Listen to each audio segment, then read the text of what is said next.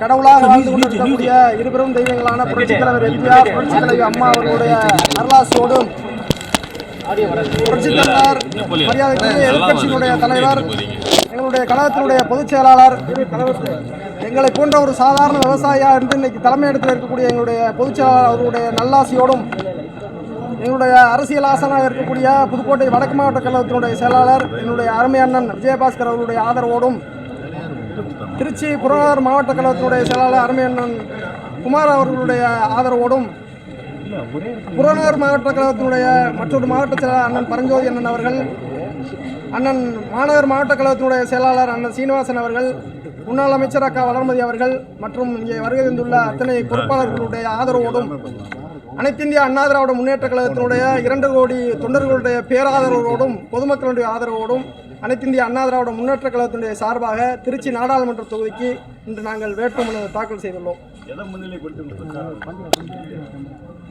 அதாவது கடந்த 10 ஆண்டுகளாக, கடந்த 5 ஆண்டுகளாக, அதற்கு முன்பு 10 ஆண்டுகளாக எங்களுடைய நாடாளுமன்ற உறுப்பினர் இந்த தொகுதியில் எப்படி செயல்பட்டார் என்று உங்களுக்கெல்லாம் தெரியும். அதற்கு பிறகு இப்போது கடந்த 5 ஆண்டுகளாக இப்பொழுது இருக்கின்ற நாடாளுமன்ற உறுப்பினர் எப்படி செயல்பட்டு இருக்கிறார், அவர் கடந்த 5 ஆண்டுகளாக இந்த தொகுதி பார்க்கவே அவர் எப்படி செயல்பட்டு இருக்கிறார், எப்படி வந்து கொண்டிருக்கிறார் என்பது மீடியாவான உங்களுக்கு தெரியும். ஆக திருச்சி நாடாளுமன்ற மக்களுடைய எந்த கோரிக்கையாக இருந்தாலும் அது நாடாளுமன்றத்திலே ஓங்கி ஒழிக்கக்கூடிய அளவுக்கு மக்களோட மக்களாக ஒரு சாமானியனாக என்னுடைய குரல் ஓங்கி ஒழிக்கும். ரொம்ப முக்கியமான திட்டங்கள் இங்கே என்ன தடைப்பட்டிருக்கு, நீங்கள் அதை நிறைவேற்றப்படுவீங்களா? உங்களுடைய அதாவது கடந்த அனைத்து இந்திய அண்ணா திராவிட முன்னேற்ற கழகத்தினுடைய ஆட்சியிலே மரியாதைக்குரிய பொதுச் செயலாளர் அவர்கள் உங்களுடைய காவிரி வைகை குண்டார இணைப்பு திட்டம் என்ற மாபெரும் திட்டத்தை கொண்டு வந்தார்கள். அது கடந்த 2-3 ஆண்டுகளாக அப்படியே கிடப்பில் இருக்கிறது. நாங்கள் நாடாளுமன்ற உறுப்பினராக வந்தவுடன் எங்களுடைய முதல் வேலையாக காவிரி வைகை குண்டார் இணைப்பு திட்டத்தை மிகுந்த சிறப்போடு கொண்டு வந்த எங்களுடைய அமைச்சர் அவருடைய வழிகாட்டின்படியும் பொதுச் செயலாளருடைய வழிகாட்டின்படியும் உடனடியாக அதை செயல்படுத்த நடவடிக்கை எடுக்கப்படும். இது முடிக்கட்டும் சார், அது பொதுச் செயலாளருடைய வழிகாட்டுதன்படி பேசி இந்த பால்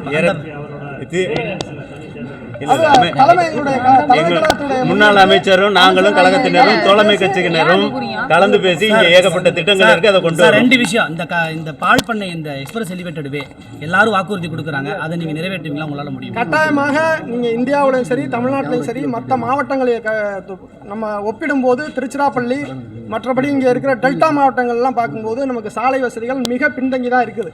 அதாவது 2 வழிச்சாலைகளில் 4 வழிச்சாலையும் மிக கம்மியான அளவு தான் இருக்குது. நீங்கள் மற்ற மாநிலங்கள்லாம் போய் பார்த்தோம்னா அதாவது எக்ஸ்பிரஸ் வேங்கிறது மிக அதிகமாக இருக்குது. நம்ம மாவட்டங்கள்லையோ நம்ம பகுதிகளிலையோ எக்ஸ்பிரஸ் வேங்கிறது எங்கேயுமே கிடையாது. அதனால் நம்ம பகுதியும் ரொம்ப அந்த எக்ஸ்பிரஸ் வேங்கிறது ரொம்ப அவசியமான ஒன்று. அதற்காக உடனடியாக அதுக்கு நாடாளுமன்றத்தில் அனைத்து இந்திய அண்ணா திராவிட முன்னேற்ற கழகத்தினுடைய பொதுச் செயலாளருடைய வழிகாட்டுதன்படி உடனடியாக அதுக்கு குரல் கொடுத்து அதற்கான தேவையான ஏற்பாடுகளை செய்வோம்.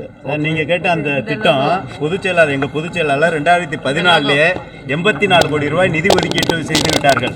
திராவிட முன்னேற்ற கழகத்தின் மாநில அரசு தான் அதை நிறைவேற்றாமல் இருக்கிறது. என்றும் மக்களின் பார்வையில் ரெட் தமிழ் டிவியை சப்ஸ்கிரைப் செய்யுங்கள்.